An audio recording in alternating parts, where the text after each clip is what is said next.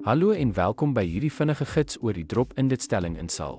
In hierdie video gaan ons ondersoek wat die drop-index opdrag doen, wanneer jy dit moet gebruik, en hoe dit die werkverrigting van jou databasis kan beïnvloed. Jy aan 27 leer hoe die verwydering van onnodige indekse bergingsgebruik kan verminder en self skryfbewerking soos insert, update en delete kan verbeter. Ons gaan ook deur 'n eenvoudige sintaksis voorbeeld stap en beklemtoon waarom noukeurige evaluering noodsaaklik is voordat jy enige indeks laat val.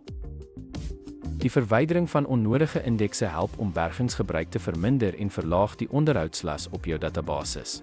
Skryfprestasie kan verbeter, want om 'n onnodige indeks te laat val, kan insert, update en delete bewerkings versnel. Die sintaksis voorbeeld vir die verwydering van 'n indeks word gewys met die opdrag drop index each employees last name on employees.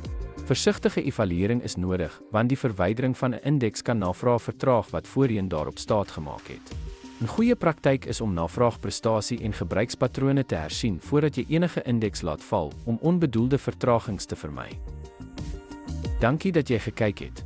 Die belangrikste wegneempunt is dat die drop-index-stelling 'n nuttige hulpmiddel is om werkverrigting en berging te bestuur deur indekse te verwyder wat nie meer nuttig is nie.